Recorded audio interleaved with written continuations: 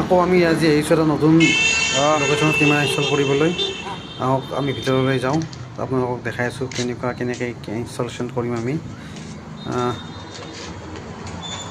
প্ৰথমে এইখিনি জেগাতে আমি এইটো কেমেৰা CP প্লাছৰ কেমেৰা এইটো, আৰু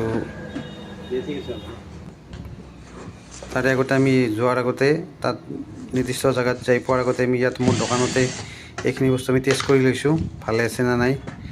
ভালেই থাকে বস্তুবিলাক, কিন্তু তাৰে মাজতো মানে যিটোকে আমি নলবাৰীলৈকে গৈছোঁ টিহুৰ পৰা, এবাৰ টেষ্ট কৰি লৈছোঁ বস্তুখিনি।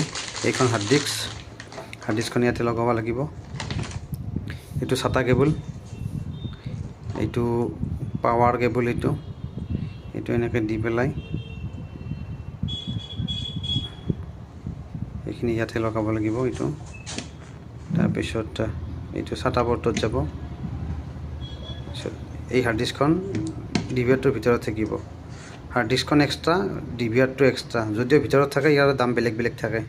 কেমেৰাটো এনেকৈ লগাইছোঁ। আমাৰ ফাইনেলি কমপ্লিট হৈ গ'ল ইনষ্টলেশ্যন।